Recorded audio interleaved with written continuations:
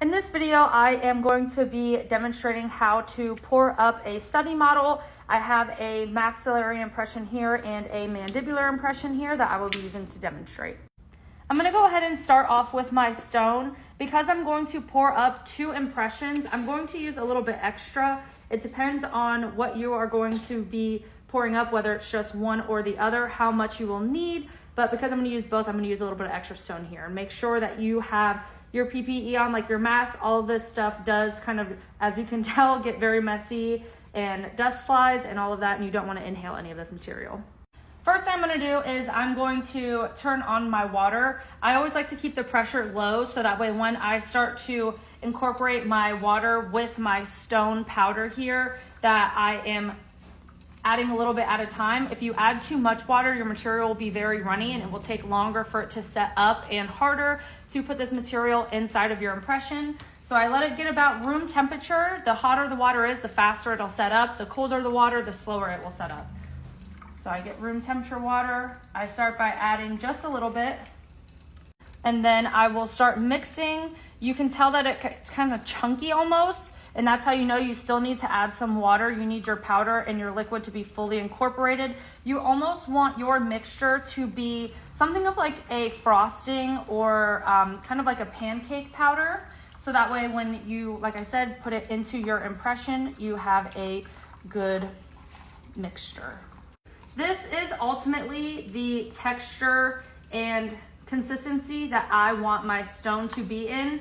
For demonstration purposes, if I were to make this material too runny, as you can see, it's just very runny, too liquidy, falls off too quickly. What you can do is you can always add some more powder of the stone into your mixture, and that way you can get that frosting-like consistency. All right, I'm gonna go ahead and turn on my dental vibrator now. I'm sorry if it is a little loud and hard to hear me. So what I'm going to do is I'm going to push it down and get all of the air bubbles up from this material.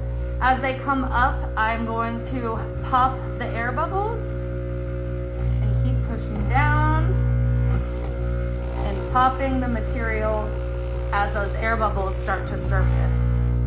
So I'm going to go ahead and start with my maxillary impression first. I'm going to hold it by the tab out here, and I'm going to put pressure and a push on my dental vibrator for this. I have my spatula here. I'm going to get a little bit, and I'm going to start by placing my spatula on top of my dental impression here and kind of work it around so that way the stone material can get on all of the occlusal surfaces here.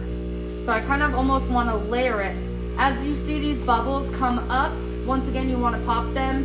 As you know, bubbles are normal. You do want to make sure that you're not getting them in your study model, as it will just make it really hard to make any type of denture or partial or a retainer or anything like that. You want to make sure you're not having any voids in it. So once again, I'm just going to keep layering this material. As you can see, once it hits that vibrator, it becomes really runny, and it's easier for you to kind of maneuver it around your dental impression. So once again, going to let it run through all of the surfaces. I'm going to pop these air bubbles as they come up. And then I will do my next layer, and I will just make sure that I fill my all the way up until my vestibule, and then I will start to build my base here. Alrighty, so now that I have this material filled up all the way to my vestibule, I'm going to start to build my base. So your office may have you use something like this that helps you create your base, where you will just fill your stone material into this kind of mold here, or you can build one on your own. Personally, I like to build them on my own, but you will do whatever your office likes you to do. So I always start by getting a big chunk of it, and I start smoothing it and adding it to the top. You want to make sure that it has enough of a grip to it that when you go to remove this material, this stone impression or this pour up study model from your alginate impression, that it is not going to break. Something like this would be way too thin. As you try to take this off, once the material has set up, this will break or shatter. Alrighty, so this is a good thick base to how you would want it. It's going to make it easier for, like I said, for you to take apart your model. Once I have my base created, I just go ahead and flip it over, and I'm gonna let this material set up on its own. Usually it does take about 20 to 30 minutes depending on the temperature of the water that you use. But once this is set up, we will come back and show you how to break it apart. Okay, so it has been about 30 minutes and this material is hard as rock, stone, just like it says. So I'm going to go ahead and break this model apart. I wanted to show you the difference between something that is up and off the tray and will be easy to remove versus something that doesn't really have a base and you won't be able to take out. So I'll go and try and demonstrate it. When you take this out, see how the material just kind of chips and breaks?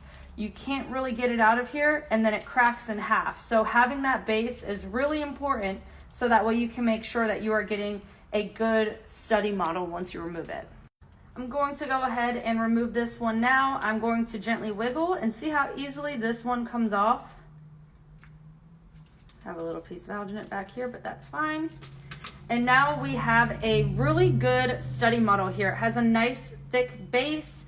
I have an impression of the frenum right here. I have all of the teeth from the distal of the last molar. It's nice and centered.